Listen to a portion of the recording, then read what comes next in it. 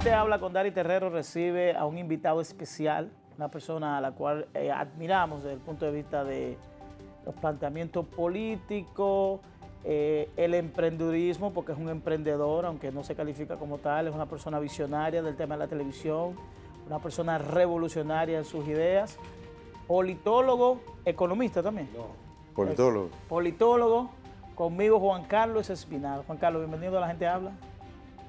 Un privilegio, Dari. No, el privilegio es mío. Es una chulería estar aquí, es un privilegio para cualquier persona pública venir donde ti, que vienes desarrollando una carrera importante y feliz de estar aquí.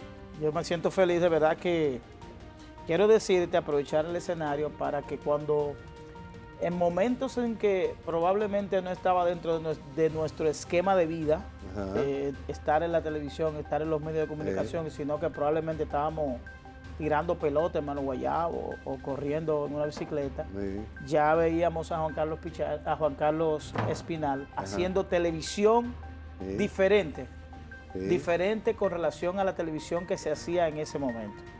Pero yo quisiera, Juan Carlos, antes de primero plantearte el esquema, este es un programa que nosotros lo hacemos, una plataforma de conversación, así como su nombre lo indica, hablando con Dari Terrero. La Gente Habla, es una conversación de dos amigos que están en la terraza de su casa y que inicialmente queremos que la audiencia, aquellos que son más jóvenes, sepan quién es Juan Carlos. ¿Quién es Juan Carlos? ¿De dónde viene?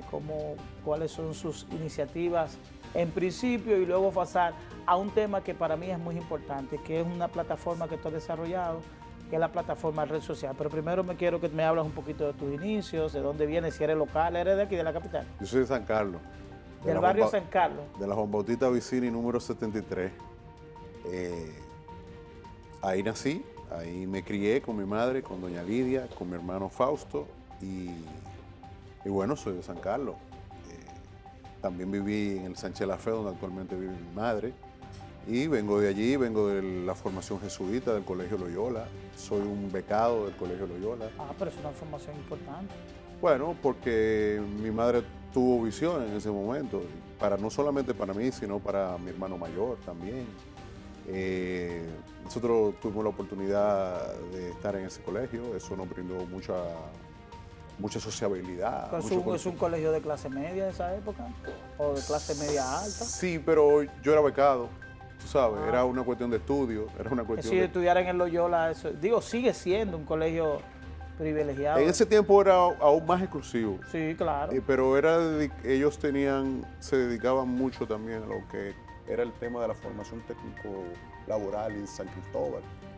Entonces también había un programa de becas. Nosotros tuvimos la oportunidad, gracias a Dios, de penetrar a esa educación jesuita. Esa formación jesuita nos permitió a nosotros tener una consolidación. Pues tú tienes una formación como más o menos en como esa paz, esa tranquilidad y como esa parsimonia de los jesuitas que tienen, que nada lo espanta.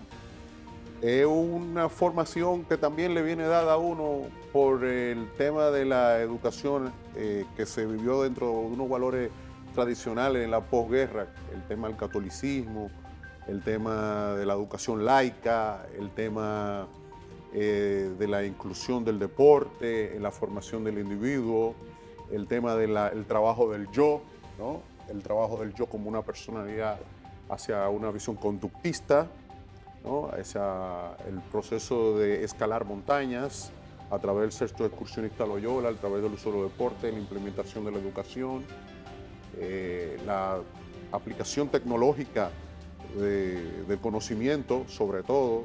Y una gran visión que tenían sí, la Escuela Loyola sigue siendo uno de los paradigmas de educación. Tuvimos la oportunidad que nos formaron profesores españoles, exiliados en República Dominicana que huían de Franco, de la dictadura franquista. Entonces esa formación se fundamentó sobre la base de una aplicación de valores cristianos, pero al mismo tiempo de la aplicación de la ciencia y la tecnología dentro de la propia formación del individuo.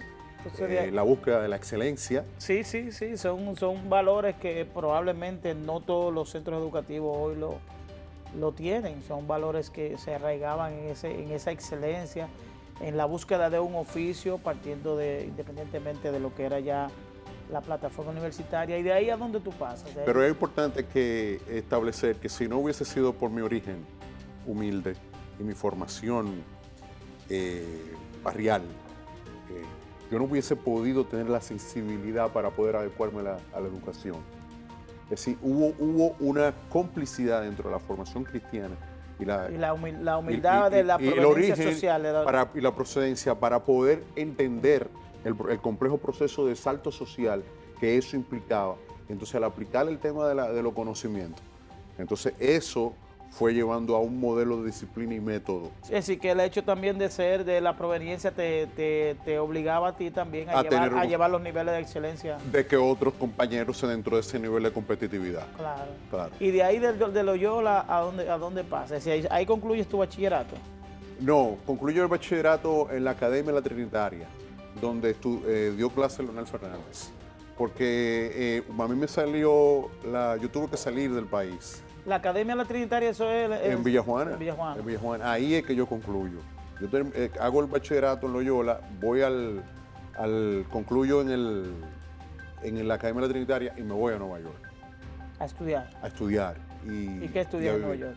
Bueno, ahí yo fui al George Washington Community College, pero primero hubo una etapa en la cual nosotros tuvimos que atravesar procesos de formación en tema del TOEFL, del examen de la ciudad. Nosotros teníamos una aspiración de aplicamos para la universidad esa excelente donde jugó Felipe López en Johnson University, que nosotros no pudimos. ¿Y tú no jugabas baloncesto con ese tamaño, no? Sí, como mucho béisbol.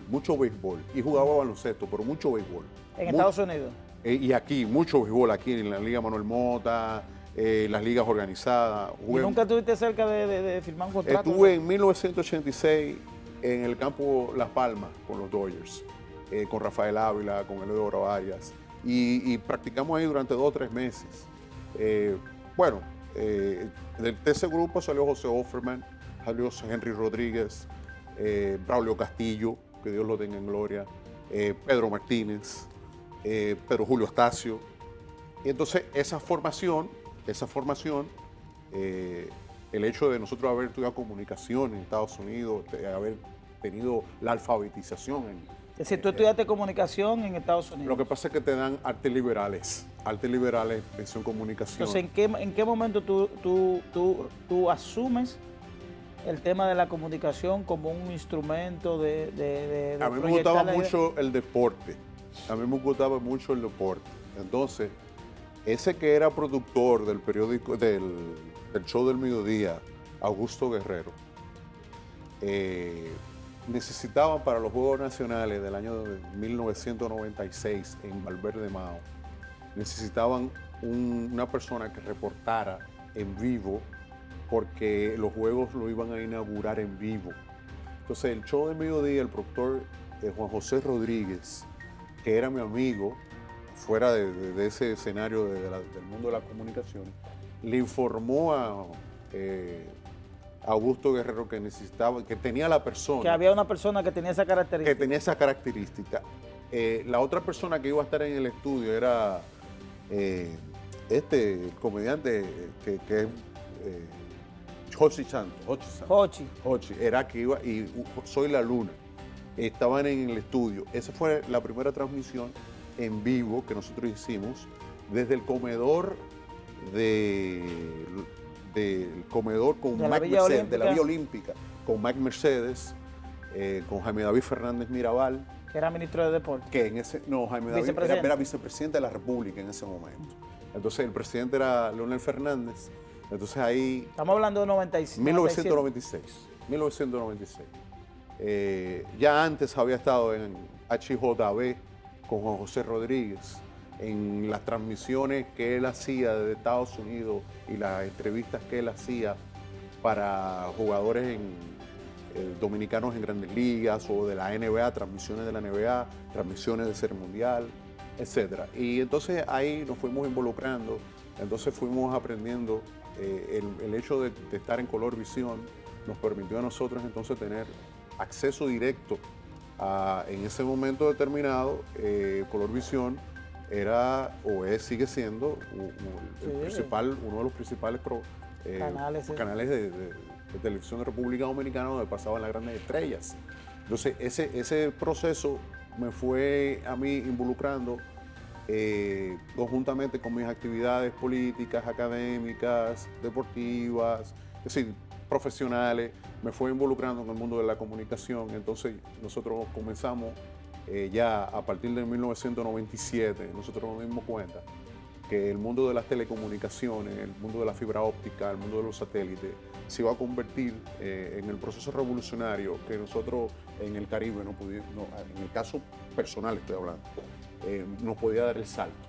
Nosotros teníamos la opción de poder vivir en Estados Unidos, desarrollar actividades económicas o de otro orden.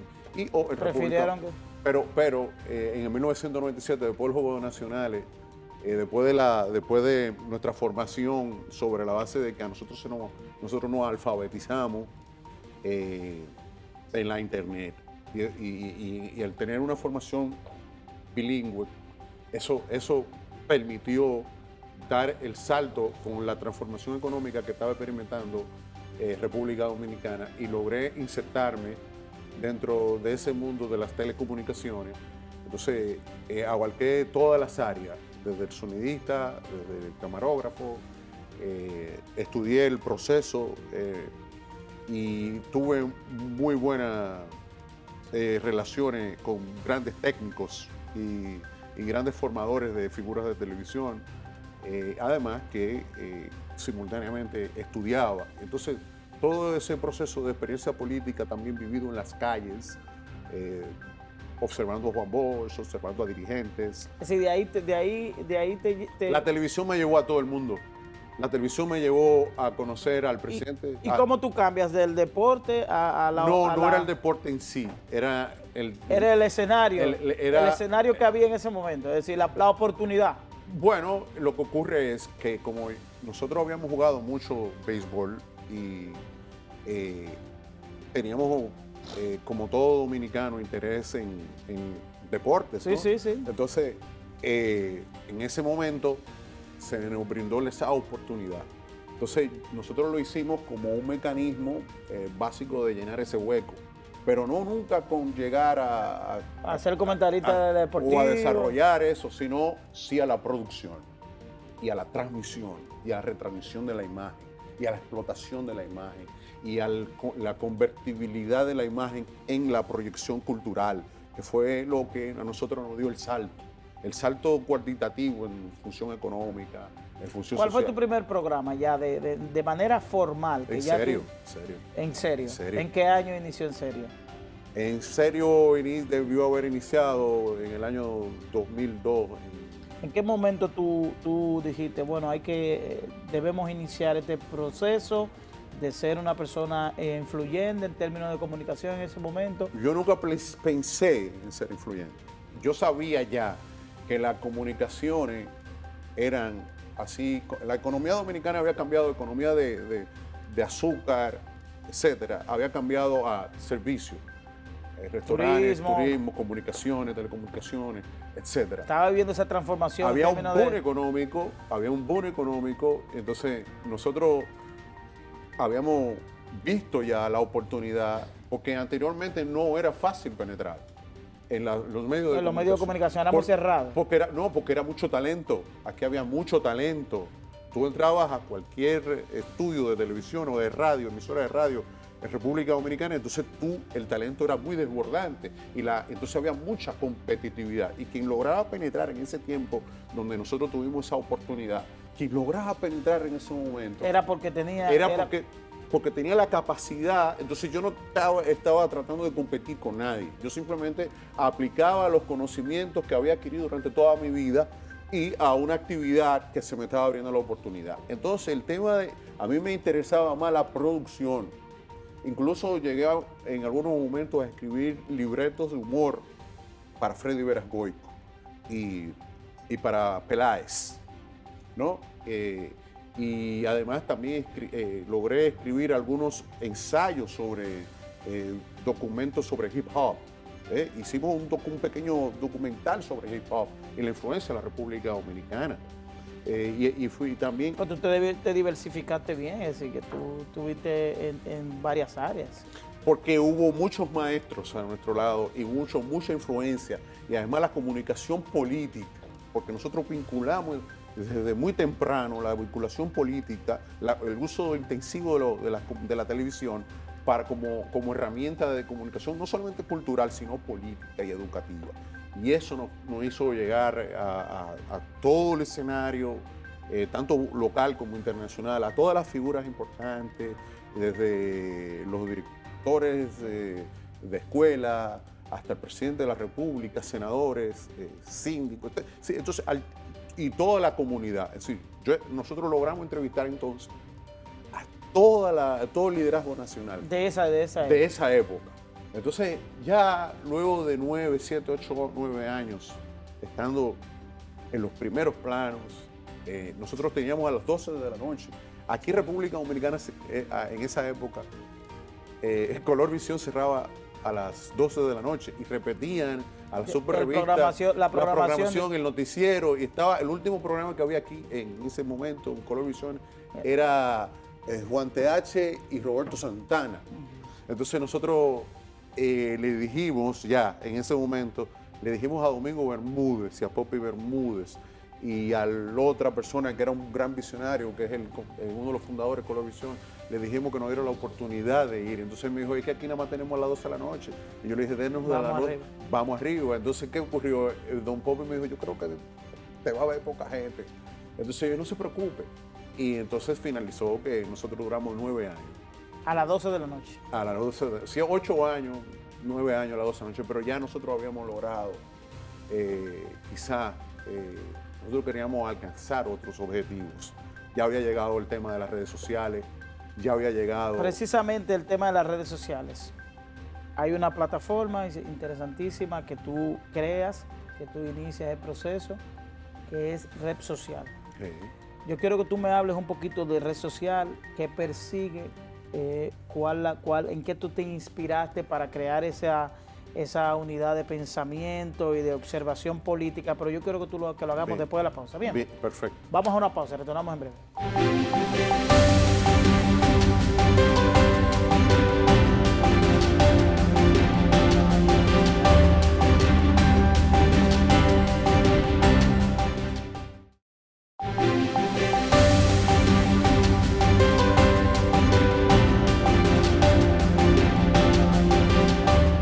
Carlos, hablábamos antes de la pausa sobre la plataforma del observatorio, ¿verdad? Sí, Observatorio Ciudadano, pero digital. Red Social. Sí.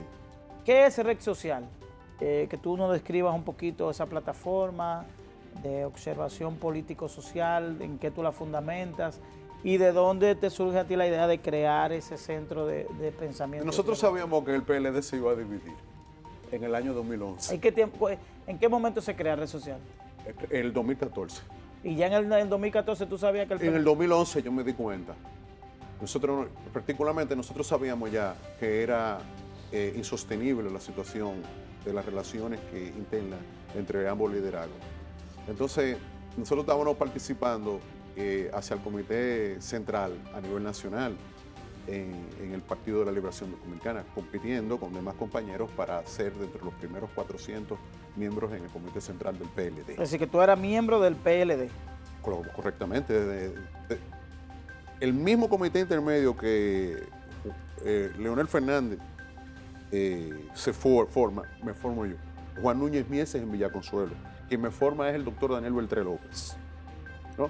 Entonces, ¿qué ocurre? Ya nosotros, respondiendo a cómo surge Red Social. Sí, sí. Entonces, ¿qué ocurre? Nosotros no había forma de cómo tú llegarle a los dirigentes. No había manera. Y la única manera que nosotros, cuando íbamos a los pueblos en el 2011, conversando con los dirigentes, conversando con la sociedad, era muy costoso por el transporte. Sí, el traslado. El traslado. Entonces, nosotros iniciamos un proceso de crear grupos de WhatsApp de una forma melaganaria, espontánea, sin ningún tipo de interés. ¿Qué ocurre? En todo ese proceso de viajes al interior, en los últimos, entre 2011 y 2014, nosotros ya habíamos adquirido, por ejemplo, ya teníamos la suficiente capacidad para poder conectar a un dirigente en Higüey y un dirigente en Samaná. Al mismo tiempo. Al mismo tiempo. Entonces nosotros creamos red social Código, red social Comunicaciones Digitales, Foro, como empresa. Y entonces nos dedicamos a hilvanar toda una red de comunicaciones digitales inteligentes en los 158 distritos y en los 158 municipios del país. Pero nos dábamos cuenta que después que tú llegas a determinado pueblo en Moca, a 2 kilómetros, no hay comunicación digital. Entonces empezamos a conectar las emisoras AM con lo digital y empezar a hacer transmisiones en vivo. Ya por allá, por 2011, 2014, en vivo. Es decir, que aquel que no le llegaba la comunicación digital, ustedes hacían el enlace a través de la emisora AM. Sí, pero ¿qué ocurre? Era una transmisión a nivel internacional también, porque estaba el internet. Entonces, cuando hacíamos esa transmisión, por ejemplo, en Amina, en Mao o en Tamboril, hacíamos una transmisión de 2 o 3 horas con los alcaldes, nos fuimos dando cuenta del alcance y de la capacidad que eso, y la herramienta que eso tenía. Entonces nosotros dimos el salto de la televisión análoga a la televisión digital, al mundo de las comunicaciones digitales en todas sus vertientes. Porque primero los precios y los costos en televisión análoga son muy altos. Y segundo, no es necesario tener, desde nuestro punto de vista, aunque es importante y nosotros lo tenemos. Pero nosotros nos concentramos en crear la cobertura y en todos los distritos municipales en los municipios. Al tener esa cobertura de 89 distritos municipales, que implica 22 provincias, entonces nosotros habíamos logrado la primera fase de independencia del mundo análogo y ya éramos independientes, ya habíamos adquirido, entonces nos propusimos adquirirnos. Pero todo eso es dentro del PLD inicialmente. No, ya está diversificado. Yo te mencioné el PLD y te mencioné lo político porque yo me daba cuenta. Tú visualizaste que había que diversificarse y que independizarse. Y salir del concentrarse del político, sino hacer algo más diverso, social, que es lo que es ahora. Que es lo que es ahora. Entonces, ¿qué ocurrió? Entonces nosotros iniciamos un proceso de diversificar la membresía. Hoy en día, nosotros con un clic de nuestro dedo, llegamos a 5.000 personas, dirigentes diferentes como tú. Todas las geografías. Es decir, Red Social hoy tiene 5.000 personas dentro de su plataforma. Y 73 blogs. Y somos los distribuidores República Dominicana de la señal de Telesur. Y dentro de unos cuantos días vamos a tener Radio Sputnik, un acuerdo con Radio Sputnik. Vamos a tener Sputnik. ¿Qué es? Radio Sputnik es la versión radial de RT, de Rusia en español, de RT en español, Russia Today, RT en español de los rusos, que es la cadena que está estrechamente vinculada con Telesur, que es una cadena mundial que le llega a 700 millones de personas, que es la competencia de CNN. Entonces nosotros tenemos eso y entonces con esos contactos, esos blogs, esos canales AM, esas emisoras AM, esos canales de televisión locales, esos cables, nosotros conectamos la señal digital. Al conectar la señal digital con el AM, con el FM, hemos logrado entonces hacer una conectividad global, tal cual como un canal. Y entonces tenemos que abocarnos a tener nuestro propio dominio, tener nuestro propio canal. Y en este momento ya tenemos nuestro propio canal, tenemos nuestra propia emisora. ¿Tienen transmisiones? Bueno, estamos transmitiendo incluso hasta en vivo. Por ejemplo, tenemos 24/7 la señal de Telesur. Y ya a partir de la semana... ¿Solo digital? Solo digital, pero bueno, lo que ocurre es que nosotros conectamos con el canal Hilando Fino. El canal Hilando Fino es una plataforma interesante digital, de televisión digital, pero que nosotros tenemos ahora, para responderte la otra pregunta, tenemos un acuerdo con Luna TV, canal 53 de Claro, en Santiago. Nosotros conectamos entonces la AM, la televisión digital tradicional, entonces lo conectamos a Luna TV. Luna TV entonces y como Hilando Fino está con Wind Telecom, entonces nosotros nos estamos viendo también simultáneamente en 100 canales de cable simultáneamente, 73 blogs.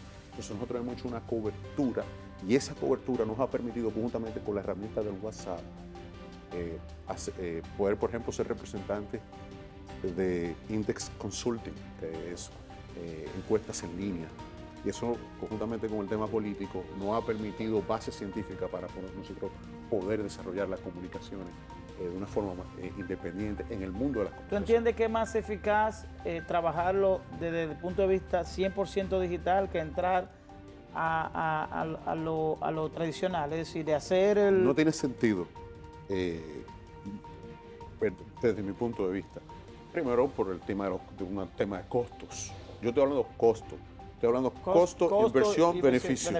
Yo estoy hablando de términos empresariales. Sí, no es periodismo. Sí, no es proyección. No es proyección. Es lo que es lo que dice el mercado hoy. Sí. Nosotros, en este momento, en términos competitivos, o sea, yo le sugiero a todo el que pueda crear contenido, su propio contenido, migrar a lo tradicional. Y de ahí, porque mira qué ocurre.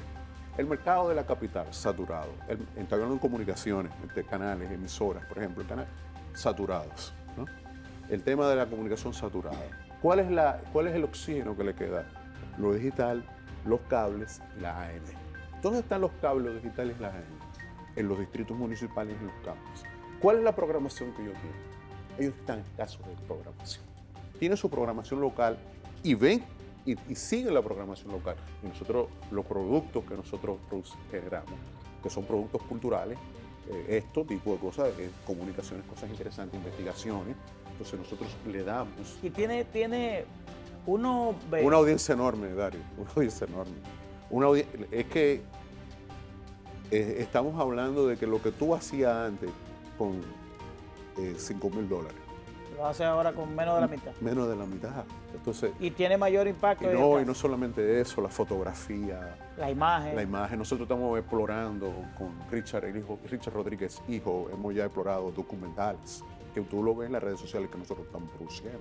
Por ejemplo, nosotros hicimos un documental sobre el agua en Río Blanco, Bonao, donde lo vamos a presentar en la Cinemateca Nacional. Nosotros hemos estado haciendo pequeños documentales sobre la vida agrícola y sobre el costumbrismo a través del Perico Ripiao, que tú lo estás viendo. Y entonces la dimensión que te da una dimensión internacional, porque por ejemplo nosotros en esas redes de WhatsApp, nosotros tenemos desde Sputnik, desde RT, desde Telesur, desde ESPN, o sea, nosotros al hacer esas alianzas, todos esos contenidos se venden. Cuando tú tienes bueno contenido... ¿Y qué incentivo tiene eso en términos económicos locales? Por ejemplo, ya sabemos que las plataformas digitales tienen un mercado internacional que... Lo que pasa es que hay que dividir la cosa. Aquí hay mucho fake news, aquí hay mucha contenido basura, ¿no? Y hay otro... Que se está consumiendo. Es decir, consumiendo basura. Sí, pero ese no es productivo, porque eso es lo que es instantáneo. Sin embargo, cuando tú estás produciendo contenido, es decir, la audiencia genera que las grandes casas comerciales, el Estado, que se ha convertido en un gran inversionista en las comunicaciones. Es decir, por eso te pregunto, porque por ejemplo, desde el punto de vista del Estado, el Estado conoce eso, sabe que ese tipo de contenido se está produciendo. El Estado apuesta a eso. Apuesta e invierte bastante. Y invierte en conocimiento. Como te dije, hay todo. Uno pareciera como que aquí en este país solo se escucha dembow. Bueno, lo que ocurre es que hay un mercado de dembow.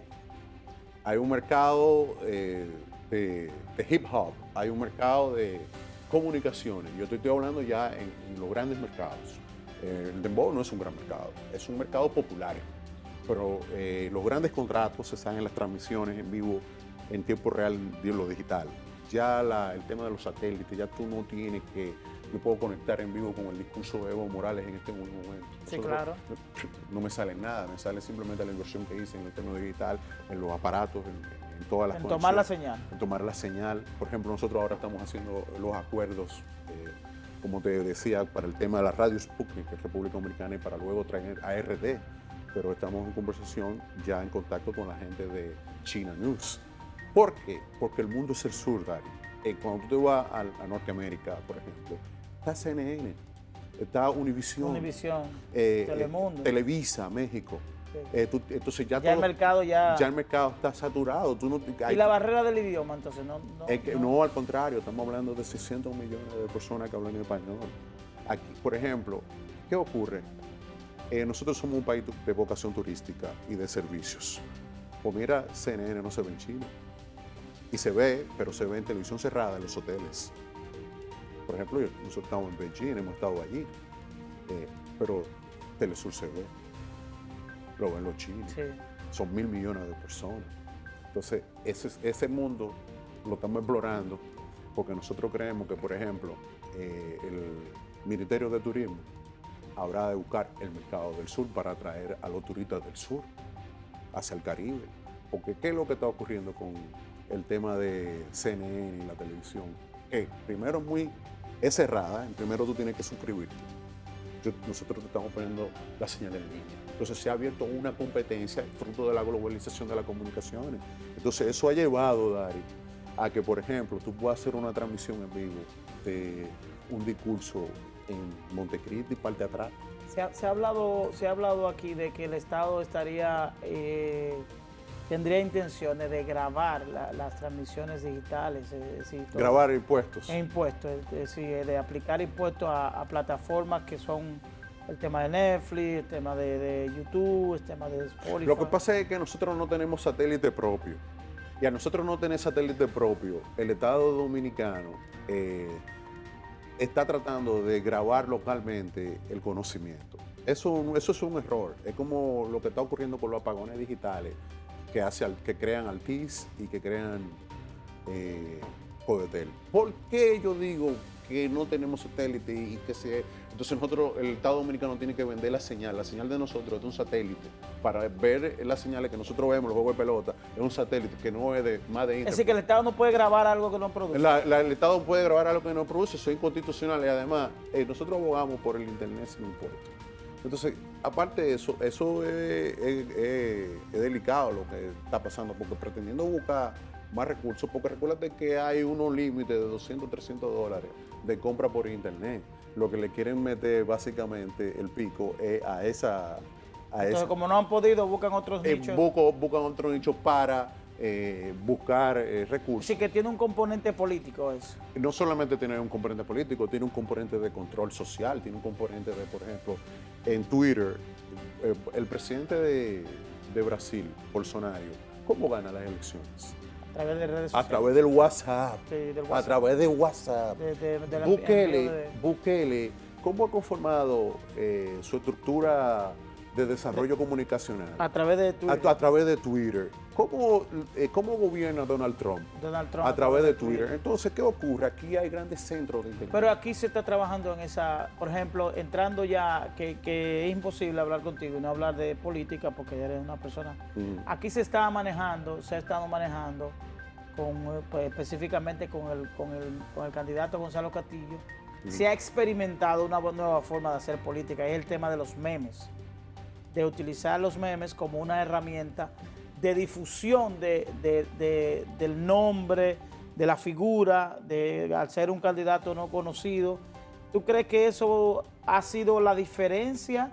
¿Eso va a trascender en el tiempo o eso formó solamente parte de un proceso electoral inicial? Eso fue un plan determinado para que no cambiaran el control de los medios de producción y del presupuesto.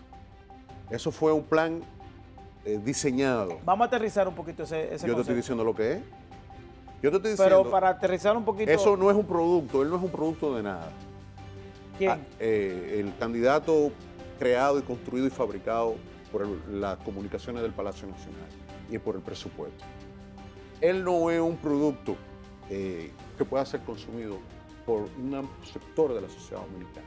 Entonces él es un producto de plástico, de gelatina. Entonces él no es un boxeador de peso completo que se mueve como Muhammad Ali. Él es un boxeador inflado ¿Tú no lo estás subestimando? No, porque yo no subestimo, lo que yo no subestimo es los millones de pesos de esa maquinaria de comunicaciones. Entonces, República Dominicana, quienes le están trabajando a él, son expertos en comunicaciones, gente con mucho nivel técnico, pero que al mismo tiempo son gente muy formada, que no es él, que es básicamente el presidente de la República, que es el que financia ese proceso. Entonces, eso va a resultar hasta que la clase media ellos lo graben en el 2019.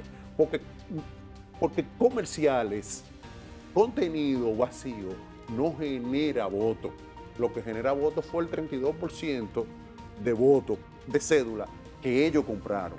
Ese es el fenómeno. ¿De dónde tú te sacas? Eso lo dice Participación Ciudadana. Yo creo que es más allá. Yo creo que la inversión que se hace en publicitaria, lo que él costó, es decir, en materia de medios de comunicación, para crear ese producto, hubo que sacarle el presupuesto a 5 ministerios. Sí, el gobierno... Pero de eso no se trata, porque por ejemplo, ahí yo retorno a la frase que dijo Danilo Medina hace un tiempo cuando participó en un proceso interno con Leonel Fernández donde habló de que le venció el Estado. Yo quiero que hagamos un paralelo con relación a ese escenario y el escenario actual, pero quiero que hagamos una pausa. ¿Bien? Perfecto. Y para desarrollarlo con mayor facilidad. Bien. Vamos a una pausa, seguimos conversando con Juan Carlos Espinal. Continúa con nosotros.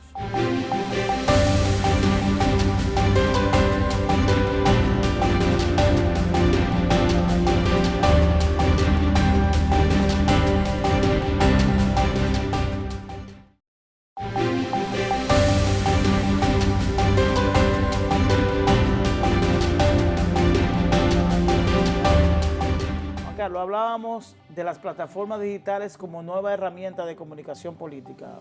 Hicimos una referencia de el tema de Bolsonaro, el tema de Bukele, el tema de Donald Trump y estamos en República Dominicana y hablamos de un fenómeno que se dio, que es el tema de los memes, de cómo la campaña de Gonzalo Castillo implementó esa dinámica de los memes y tú hacías un desarrollo. Yo te digo que esas campañas mediáticas, que esas campañas de fake news, esas campañas de manipulación no están soportadas en una movilidad social real, sino en el uso de los recursos del Estado para imponer determinadas agendas bajo el control y la coopción de influencers, medios de comunicación y la judicialización y el uso de la Fuerza Armada y de los organismos de inteligencia, porque eso conforma parte de la estructura de la inteligencia. Eso no es lo que se ha denunciado siempre, que se ha hecho. Y te hacía referencia al caso de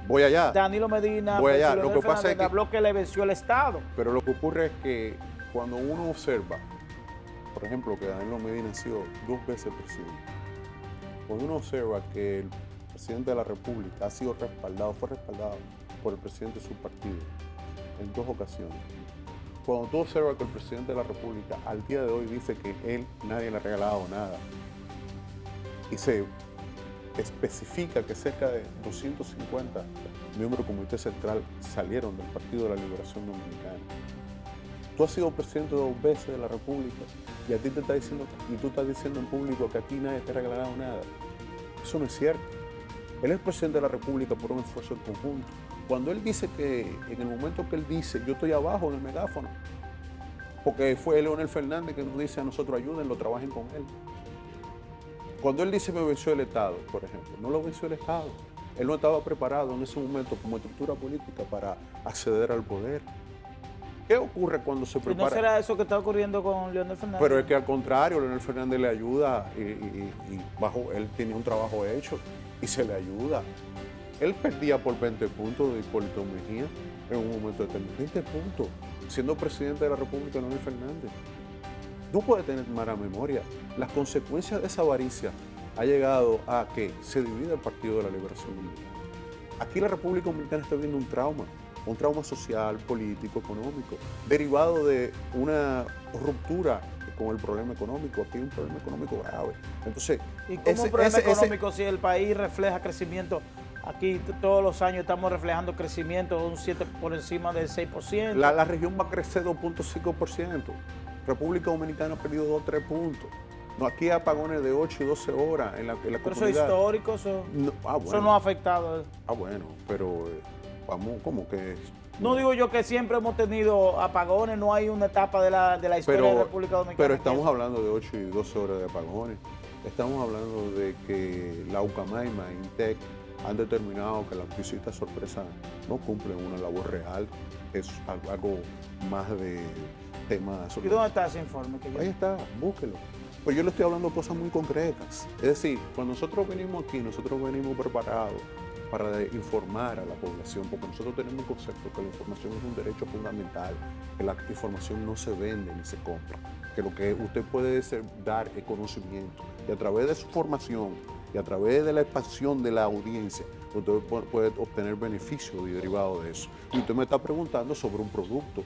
Ese joven, ese candidato es un producto malo, porque es un producto inflado, es un producto con esteroides, es un producto derivado de que los organismos de inteligencia norteamericanos, que no es más que la USAID, Participación Ciudadana, es un organismo de inteligencia norteamericano, República Dominicana. ¿Participación Ciudadana? Sí, como no, porque ellos son un apéndice de Transparencia Internacional, ellos son un apéndice del Departamento de Estado, en el sentido de que son una ONG que brinda servicio al Departamento de Estado como lo brinda hacia la Unión Europea a otros. Recabación de información. De recabación de información y distribución de información y dotar de herramientas sobre el proceso democrático que ha amplificado el programa del Departamento de Estado. Entonces, ¿qué dice ese informe? Ese informe de inteligencia dice lo que yo te estoy diciendo, pero yo creo que ellos se quedaron cortos porque ellos no tienen los detalles del fraude ejecutado por la Presidencia de la República.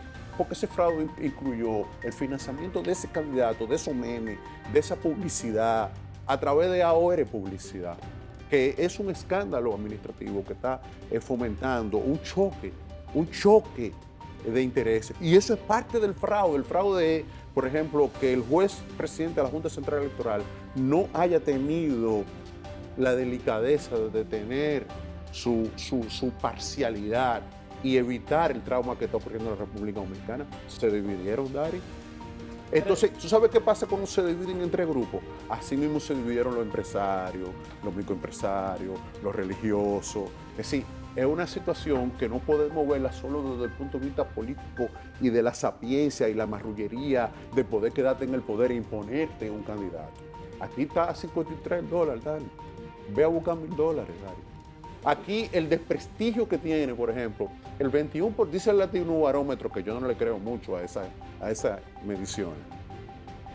Dice el Latino Barómetro que cerca del 50% de los dominicanos se quiere ir del país. Aquí se está sustentando entonces un vacío, aquí se está generando un vacío bajo una trampa.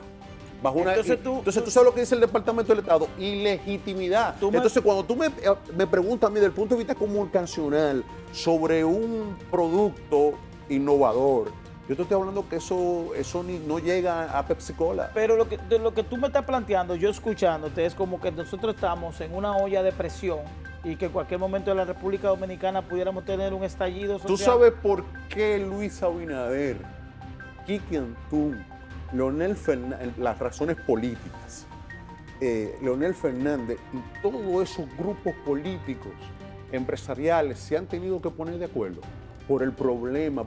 Aquí vamos a tener que cambiar la Constitución por los graves problemas de inestabilidad e incertidumbre. Mira Chile, mira Ecuador.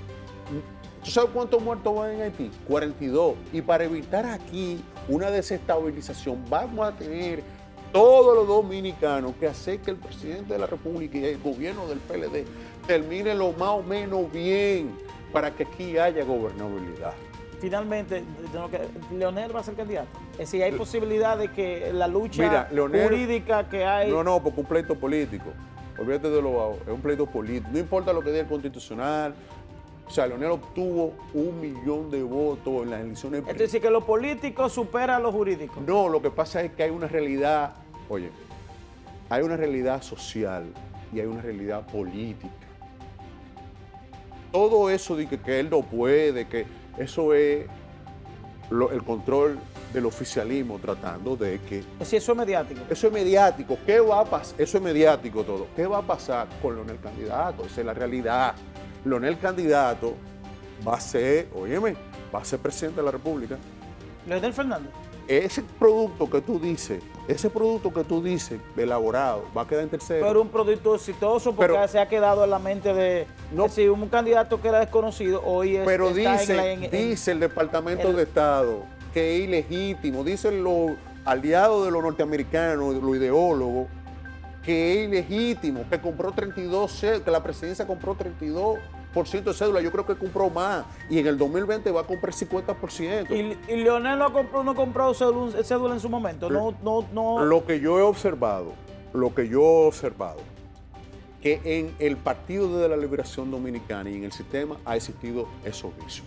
Pero yo nunca me había prestado, ni nosotros nos habíamos dado cuenta de la capacidad de voracidad y de las cuestiones jurídico-políticas que se esconden detrás de Punta Catalina, de las cuestiones que se esconden a través de los adendum de las carreteras y de los peajes, del tema de Odebrecht y de los sobornos de 39 millones de dólares, de los pagos de los... Y entonces eso a mí, no me puede decir a mí, como profesional, como ciudadano, que eso es un producto elaborado. Pareciera que te estoy limitando, que te estoy cortando, pero es un tema de tiempo. Debimos iniciar por ahí. Bueno. Debimos iniciar pero tú me entiendes, ese producto inflado con esteroides, gelatinoso. Vamos a quedar para una segunda convocatoria, una conversación. Y aprovechar para decirle que pareciera que nosotros tenemos predilección por invitados que son afines a la figura del presidente Leonel Fernández, porque... Pero el problema de Leonel no es un problema político, el problema de Leonel es un tema ciudadano. Es decir, te lo digo porque la semana pasada estuvimos aquí a Francisco Luciano, que es secretario general del PTD, hoy Fuerza del Pueblo. Yo vi parte de eso. Y pareciera que tenemos predilección. Hemos invitado a los miembros del danilismo y de Gonzalo Castillo. A lo mejor no les ha interesado la plataforma y a lo mejor entienden que no van a recibir la difusión que... Es que lo que ocurre es que el producto no puede coger sol. Se daña. Juan Carlos, gracias. Si ese producto coge mucho sol, se daña. Juan Carlos, gracias. A ti. A ustedes, suscríbanse a nuestro canal, pueden ver esta entrevista a través de las redes sociales, tanto por YouTube, por Instagram, por Twitter. Suscríbanse al canal La Gente Habla. Yo soy Dari Terrero y nos vemos el próximo sábado en una entrega más de La Gente Habla con Dari Terrero. Gracias por la audiencia.